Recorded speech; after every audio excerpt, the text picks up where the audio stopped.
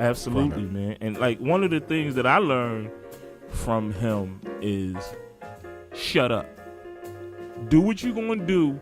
Your work will do your talking. Put points on the board. Put the points on the board. That's all, man. They got to deal with you. They hate me. They got to deal with you. They don't like me. I say too much. I'm too combative. I'm too mean. I'm a tyrant.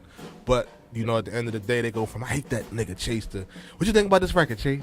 You like it? Yo, it's funny you say that because I get the same thing. It must be like some Charlie Mack Kendrick or something. I hate Charlie Mack and all his kids. Yeah, real that shit. That type of thing. Yeah, absolutely. So, like, for somebody who, like, looks at you and say, I can do that. I want to do that. What advice would you give them? You got to put the work in, man. Like, and I spend most of my days doing research. I spend most of my days educating myself. I spend most of my days, like I said, the most important thing to what we do is understanding what a record is. And because markets fluctuate, what a record is now wasn't what a record was 6 months ago. Meaning when Kesha and Katy Perry and it was rocking, Fist Pump was all over the world. Fist Pump don't run the charts no more. Right. So you have to be able to be flexible with how you see this music shit. Right. You run into a lot of OGs who was rocking in the late 90s, early 2000s. Excuse me, they're waiting for Neo Soul to come back. Like, that shit ain't coming back. It ain't coming back. So get your weight up and shift. But it's like I said, being a producer, I think a lot of times it's hard for you to have that flexibility because it's like dressing. Like we all got people in our family that got booked before. Or they got booked when they got booked. You know, niggas was wearing Sean John sweatsuits and shell tops. If you go away for 7 years and you come home, you've missed, you know, eons of culture change. Right. But in your mind, shell It's tops still the and same. nigga, I'm putting them on and I'm gonna get me a bad bitch.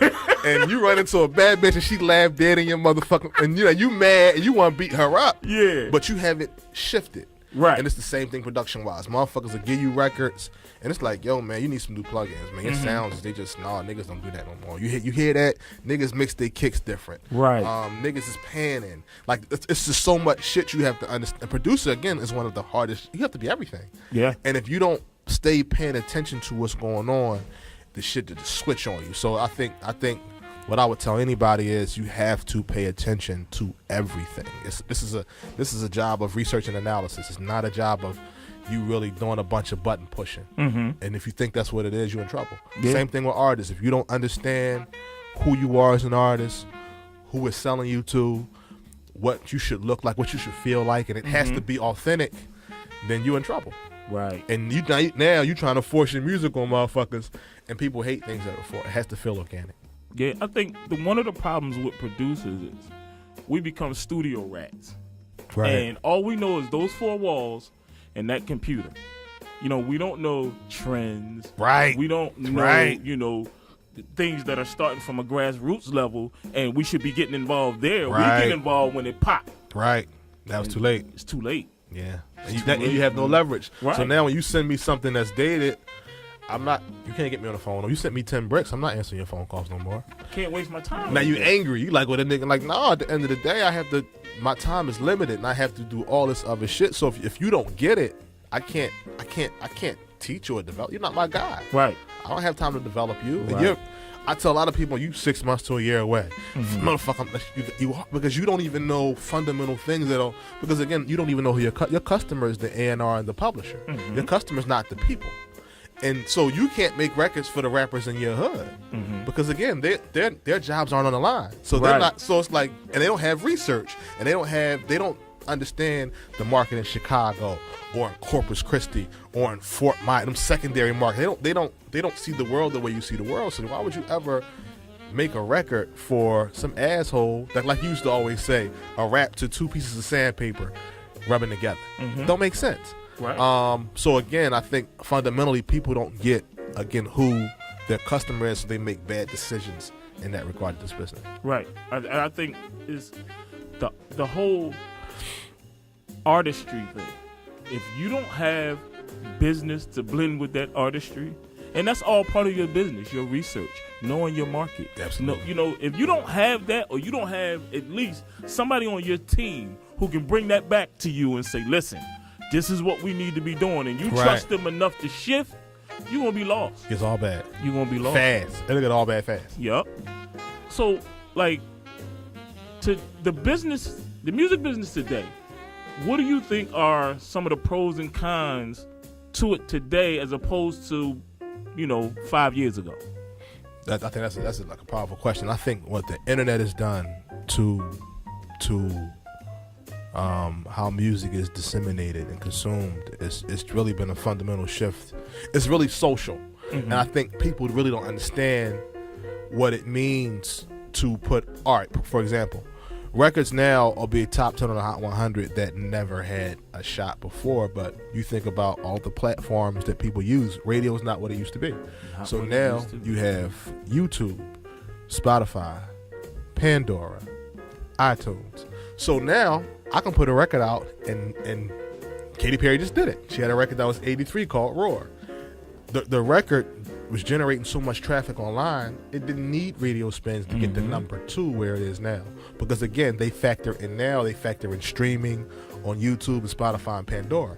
So she had enough BDS points to get the tour. Before, she would have had to go play the record for DJs and PDs all over the country. She would have had to do a whole promo tour. She could fly over all the motherfuckers now. Yeah, now I can do this from my living room now. So now it kind of, when you think about how it impacts us culturally, because of the tech divide, because if you look at black folk, 20% of our homes have the internet as opposed to 80% of white homes. Right. So now, if I have a record, if I should put a record out, this is an urban idea, urban record, it's not a pop record. Now he needs radio. He needs radio to compete with that shit, because again, you got it's way more white folk than black folk, and so they don't, R&B to them is Bruno Mars, so they're not interested in consuming urban R&B anymore. They're not going to and there are no radio gatekeepers. So there's nobody at radio. There's no Stanley T saying, "Yo, that new Usher record, go grab that single." Yeah, and it'd be valid when he said it. And it makes sense. There are no gatekeepers anymore. But people can get on. They can get music from YouTube. So now there's no curators anymore of what quality music is. So now I hear all the OGs mad, like, "Yo, this is some bullshit." Yeah, it's like, well, because you know why? Y'all don't matter no more. It's the internet has created a whole bunch of cowboys. Absolutely. You know what I'm saying? There's no marshal coming to save the day. No rules. So, you have to be willing to adjust on the fly. You know what I'm saying? Absolutely. And dance like they dance. Absolutely. Or else go out in the pasture somewhere, man. You're in trouble. And just hang this shit up. And again, I think that's where, like I said, with those shifts and platforms and how the market maneuvers now, if you don't understand it, you get ran out real quick. Because again, there's nothing, you think about how albums are put together now, there is no unifying moment like when Thriller came out. Whereas you bought it, all your friends bought it, y'all sat and discussed it, sat and listened to Ready to Die or Life After Death. Now, something gets put out, it's consumed in 3 minutes, what's next? And more than likely, it won't be an album. No. It'll be a single. Drives the market. Again, I don't make money off of albums. It doesn't make sense for me to put, you think about what Nicki and Drake do. Drake will put out an album, but he'll put out like 10 singles. Which before, they will put out 2-3 singles and you would go to the next project. Right. But in his mind, I'm going to tour for a year and a half off these singles, and it helps me get, from a publishing side, I can get through my commitment to Universal. So it's like, well, fuck y'all, fuck the label. I'm gonna put these records out.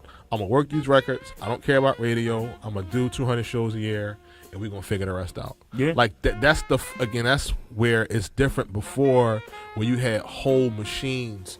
Justin Timberlake did not use RCA to market his album. He went and got a private marketing company.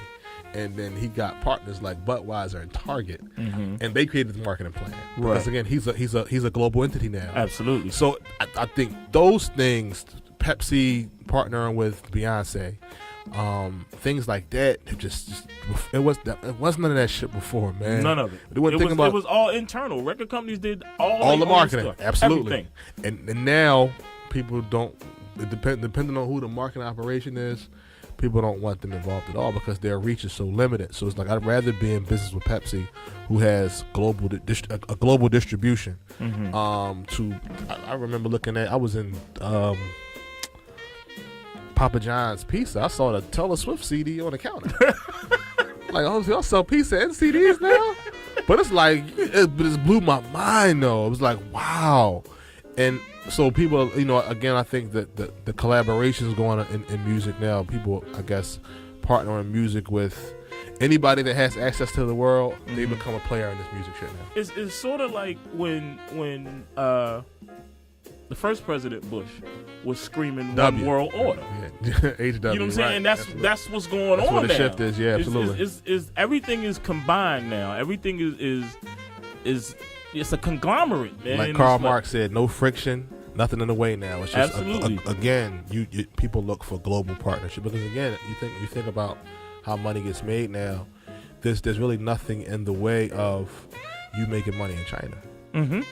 So the crazy, and China has what? I don't know how many billions of people, but it's way more than we do. So if you get something that you can sell in China, what do you care about the United States of America? You might move. That's what LeBron and them. That's why LeBron and Kobe. That's why they have those releases just in China because they know. You know what? I can sell my sneakers over there and they $75, but it's 5 times more people than we have in America. So I'm making money hand over fist either way, one way or the other. Yeah. So it's amazing. Yeah. So for the people who are listening, and I'm quite sure there are many who are impressed with you. Tell them how they can get in contact with you and Starr Island. My email address is chase@starrisland.com. Hit me there. I answer all my emails. I'll either let you know that it's not good or it's good. Like I don't lie to anybody. I don't waste people's time because I think that what happened for us is I didn't have anybody Hollywood talk me. I hate that Hollywood talk shit. Yeah, man. With a fucking passion. I hate that. I guess I kind of had to be good at this shit because at the end of the day, it's so easy to box people like us out because we don't play. I don't care if you're my friend or not. I don't want to hang with you. I don't want to go to dinner. I don't go to. I never clubbed. I don't do the club shit. I don't drink. I don't smoke. I don't want to. Like it's just. And I think people get uncomfortable. So what happens in this shit is so many people steal. The people who aren't good, they band together because they look for somebody to steal from. So you'll have a kid that's good at this shit, but might not know his value, and you'll have 2 guys who might know a little bit more than the kid. Yo, come in, man. Sign this paperwork, man. I'm a rep you, man. I'm gonna be your administrator. And this kid has signed some shit. He don't even know what he signed. And signed now his life away. A dude like me come around who can really move him around, but I'm not gonna deal with all your attachments. Yeah, now you come with too much baggage. You messy. Like exactly. So I mean, and that's what we try to kind of go out of our way to eradicate in this business. But again, chase@starrisland.com. Starr has 2 R's, and I answer all emails. Groovy. Any shout outs? No, I won't do that. I mean, get out. Those who know don't care. Those who care don't know. You know? So I don't do shout outs at all. Well, I just want to say I appreciate you coming through. Absolutely. I know you're busy, and I'm extremely proud of everything you're doing, man. Like this is real rap, man. Real for shit. real. No, I appreciate that. You don't know how much that means too. Like I said before, we kind of live our life to show appreciation to the people who poured their lives in us when we didn't. I didn't make sense back then. I make sense now for a lot of motherfuckers, but back then.